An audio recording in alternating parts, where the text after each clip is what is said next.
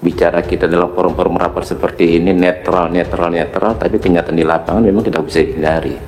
Ya, biasanya ricuhnya di lapangan sepak bola itu ketika ada wasit yang dianggap netral tapi ternyata dianggap tidak netral, maka biasanya itu akan memicu kemarahan penonton. Ini fakta ya. Aturan main Bapak Ibu sebagai kepala daerah sudah tahu ya, berikut dengan konsekuensi tadi. Tadi silakan tinggal memilih mau dikemanakan daerah kita ini, ya kan? Kalau 27 November 2024 ini pengalaman pertama kita di negara ini ya, mengadakan pilkada secara serentak. Artinya apa? Negara ini sangat dipertaruhkan. Jujur ketika pertama kali ini disahkan, saya secara pribadi agak sedikit apa istilahnya, agak sedikit khawatir, pesimis ya. Karena apa? Karena jujur kalau sampai, tapi mudah-mudahan tidak, ini tidak yang ingin kita kehendaki. Kalau sampai terjadi ada beberapa titik chaos, Pak, Bapak bisa bayangkan ya, TNI Polri kita secara bersamaan harus mengamankan daerah itu, dan kita akan kekurangan daripada aparat kita ya. Tapi mudah-mudahan ini tidak ya. Belum lagi money politik. Saya membayangkan ini jangan-jangan nanti terjadi ras ini, semua bank uang cash ditarik ya kan, karena money politik juga tidak bisa dihindari, sesuatu yang memang gimana ya kan, yang kita bilang jangan hindari, jangan, tapi di lapangan memang tidak bisa dihindari ya. Dalam kesempatan ini ada beberapa hal mungkin yang ingin saya sampaikan juga.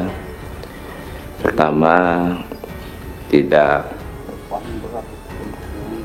bosan-bosannya kita mengingatkan tentang netralitas ASN yang memang sedang menjadi sorotan banyak orang, banyak mata ya, yang memang sebenarnya kalau kita berbicara masalah netralitas ini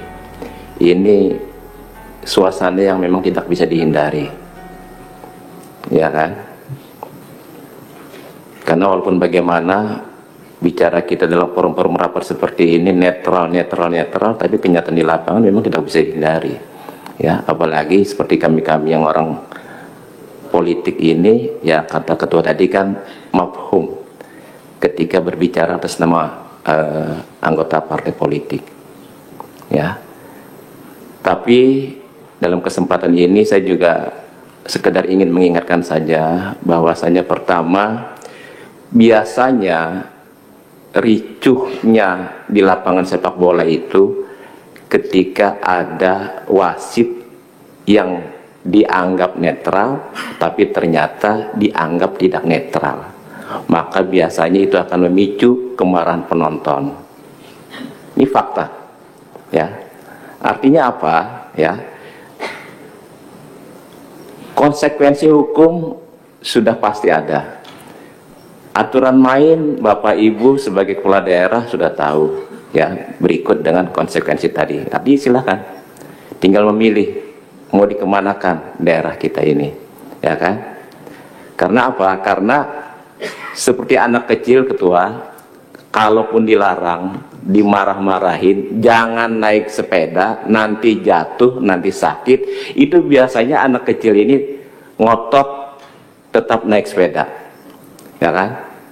Tapi konon katanya juga orang sukses ketika tua itu diawali dari ketika masa kecilnya memang nakal, Pak, katanya gitu ketua. Silakan ditafsirkan sendiri ya. Itu satu. Kedua, kita ingin menyoroti juga tentang tingkat kerawanan ya. Kalimantan posisi sekarang ada di 5 provinsi ya.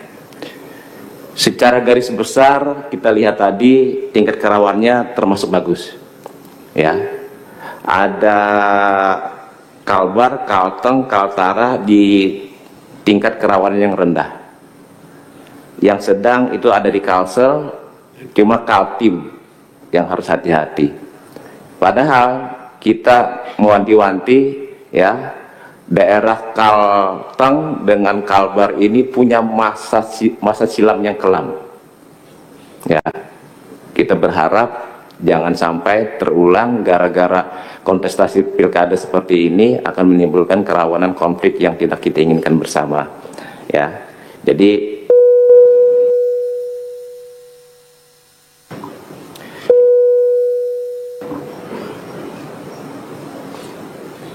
dalam hal ini tentunya Kalimantan secara keseluruhan Ketua atau Pak Wamen ini memang agak beda dengan di Pulau Jawa.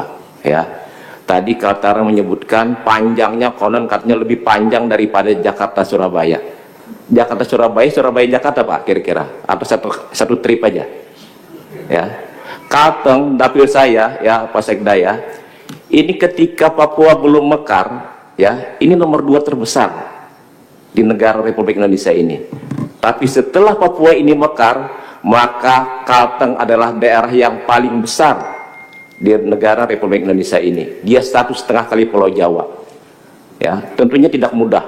Ya, distribusi logistik saya nggak tahu tadi saya lupa apakah memang posisi sudah 80% atau 90% sudah diedarkan. Karena di Kalimantan Tengah itu setahu saya satu kecamatan saja untuk menuju ke sana itu ongkosnya lebih mahal daripada Palangkaraya ke Jakarta. Ya, karena dia harus lewat sungai. Nah, jadi tidak gampang ya, secara keseluruhan Kalimantan ini tidak gampang ya, dengan suasana medan yang jauh ya, tidak semua daerah yang bisa dijangkau dengan jalan darat ya, belum lagi ada beberapa daerah juga yang blank spot ya, juga ini sangat mempengaruhi daripada sukses tidaknya pilkada ke depan ini. Pilkada 2024 ini juga beda ya, beda kayak kemarin-kemarin ketika kita 2015, 2018, 2020 ini beberapa spot, tapi ketika 27 November 2024 ini ya, bukan 2027 Pak PJS ya, 2024 kelamaan kalau 2027. Jadi kalau 27 November 2024 ini pengalaman pertama kita di negara ini ya, mengadakan pilkada secara serentak. Artinya apa? Negara ini sangat dipertaruhkan. Jujur ketika pertama kali ini disahkan, saya secara pribadi agak sedikit agak sedikit khawatir, pesimis ya. Karena apa? Karena jujur kalau sampai, tapi mudah-mudahan tidak, ini tidak yang ingin kita kehendaki. Kalau sampai terjadi ada beberapa titik chaos Pak, Bapak bisa bayangkan ya, TNI Polri kita secara bersamaan harus mengamankan daerah itu, dan kita akan kekurangan daripada aparat kita ya. Tapi mudah-mudahan ini tidak ya. Belum lagi money politik. Saya membayangkan ini jangan-jangan nanti terjadi ras ini, semua bank uang cash ditarik ya kan, karena money politik juga tidak bisa dihindari, sesuatu yang memang gimana ya kan, yang kita bilang jangan hindari, jangan, tapi di lapangan memang tidak bisa dihindari ya. Tapi sekali lagi mudah-mudahan kekhawatiran ini tidak sampai terjadi. Sukses tidaknya ada di tangan Bapak Ibu sekalian, di tangan kita semua ya kan. Sekali lagi kita berharap Pak Ketua, mudah-mudahan 27 November ini nanti bisa berjalan dengan aman, damai, stabilitas kita terjaga. Tapi kalau terburuknya nih Pak Ketua, terjadi hal-hal yang tidak kita inginkan, saya, ini seorang pribadi nih, bukan praksi, saya mohon ini menjadi koreksi kita semua. Apakah pilkada serentak ini memang 5 tahun ke depan bisa dilanjutkan, atau kita kembalikan aja sekalian pemilihannya lewat DPRD provinsi, DPRD kabupaten kota? Ini usulan secara pribadi sekali lagi, bukan atas nama praksi ya kan. Nah, jadi 2024 ini pertaruhan, akan kita lihat bagaimana perjalanannya. Kalau ternyata manfaatnya lebih banyak daripada mudaratnya, alhamdulillah. Tapi kalau sebaliknya mudaratnya lebih banyak daripada manfaatnya, saya pikir ini harus kita kaji ulang lagi Pak Ketua ya. Jadi ini dari saya. Kemudian khusus untuk Pak Wamen, ini kemarin saya dapat informasi di DPRD Provinsi Kalimantan Tengah ini komisi dan AKD-nya belum bisa terbentuk, Pak, karena SK pengangkatan dan penetapan pimpinan DPRD provinsinya belum keluar. Jadi dalam kesempatan ini mudah-mudahan Pak Wamen bisa bantu untuk atensinya, ya, mudah-mudahan bisa segera keluar sehingga pimpinan DPRD Provinsi Kalteng ini bisa segera ditetapkan dan komisi dan AKD-nya juga bisa dibentuk. Saya pikir ini Ketua, dari saya singkat saja. Terima kasih atas segala perhatiannya. Mohon maaf segala kekurangannya. Assalamualaikum warahmatullahi wabarakatuh.